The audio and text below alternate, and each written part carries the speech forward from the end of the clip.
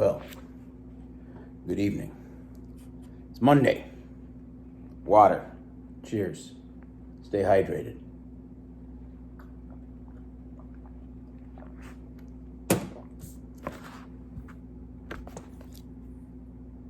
Part 4.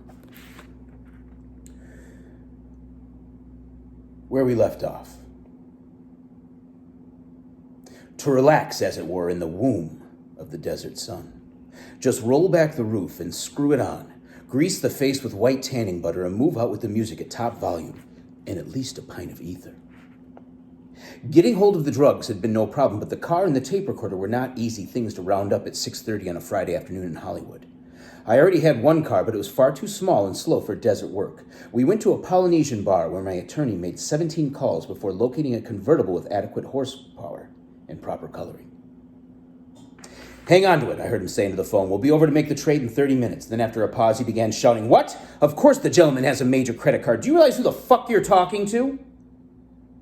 "Don't take any guff from these swine," I said as he slammed the phone down. "Now we need a sound store with the finest equipment. Nothing dinky. We wanted those new Belgian heliowatts with a voice-activated shotgun mic for picking up conversations in oncoming cars." We made several more cars and finally located our equipment in a store about 5 miles away. It was closed, but the salesman said he would wait if we hurried. But we were delayed en route when a stingray in front of us killed a pedestrian on Sunset Boulevard. The store was closed by the time we got there. There were people inside, but they refused to come to the double glass door until we gave it a few belts and made ourselves clear. Finally, 2 salesmen brandishing tire irons came to the door, and we managed to negotiate the sale through a tiny slit. Then they opened the door just wide enough to shove the equipment out before slamming it and locking it again. "Now take that stuff and get the hell away from here," one of them shouted through the slit. My attorney shook his fist at them. "We'll be back," he yelled. "One of these days I'll toss a fucking bomb into this place. I have your name on this sales slip. I'll find out where you live and burn your house down." "That'll give him something to think about," he muttered as we drove off. "That guy's a paranoid psychotic anyway. They're easy to spot." We had trouble again at the car rental agency. After signing all the papers, I got in the car and almost lost control of it while backing across the street to the gas pump. The rental man was obviously shaken. "Say there, you fellows are going to be careful with this car, aren't you?" "Of course." "Well, good God," he said. "You just backed over that 2-foot concrete abutment and you didn't even slow down. 45 in reverse, and you barely missed the pump." "No harm done," I said. I always test a transmission that way, the rear end, for stress factors. Meanwhile, my attorney was busy transferring rum and ice from the Pinto to the back seat of the convertible. The salesman watched him nervously. "Say," he said, "are you fellas drinking?" "Not me," I said. "Just fill the goddamn tank," my attorney snapped. "We're in a hell of a hurry. We're on our way to Las Vegas for a desert race." "What?" "Never mind," I said. "We're responsible people." I watched him put the gas cap on, then I jammed the thing into low gear and we lurched into traffic. "There's another worrier," said my attorney. "He's probably all cranked up on speed." "Yeah, you should have given him some Reds." "Reds wouldn't help a pig like that," he said. "To hell with him. We have a lot of business to take care of before we can get on the road." "I'd like to get a hold of some priest robes," I said.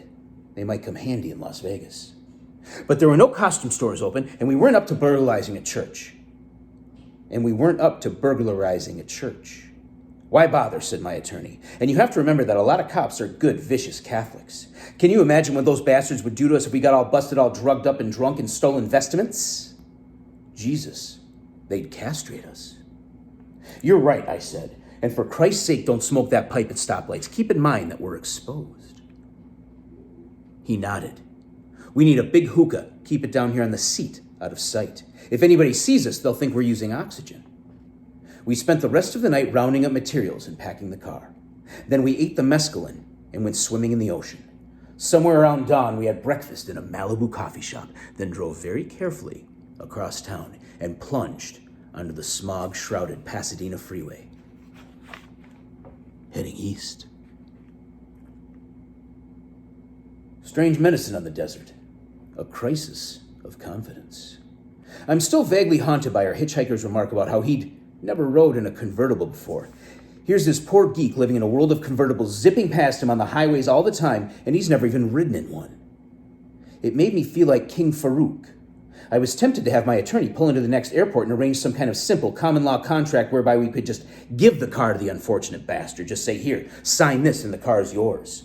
Give him the keys and then use the credit card to zap off on a jet someplace like Miami and rent another huge Fireapple red convertible for a drug-addled, top-speed run across the water all the way out to the last stop in Key West.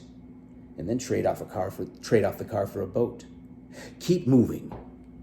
But this manic notion passed quickly. There was no point in getting this harmless kid locked up, and besides, I had plans for this car. I was looking forward to flashing around Las Vegas in the bugger. Maybe do a bit of serious drag racing on the Strip. Pull up to that big stoplight in front of the Flamingo. And start screaming at traffic. All right, you chicken shit wimps, you pansies, when this goddamn light flips green, I'm going to stomp down this thing and blow every one of you gutless punks off the road. Right. Challenge the bastards on their own turf. Come screeching up the crosswalk, bucking and skidding with a bottle of rum in one hand and jamming the horn to drown down the music. Glazed eyes insanely dilated behind tiny black, gold-rimmed greaser shades. Screaming gibberish.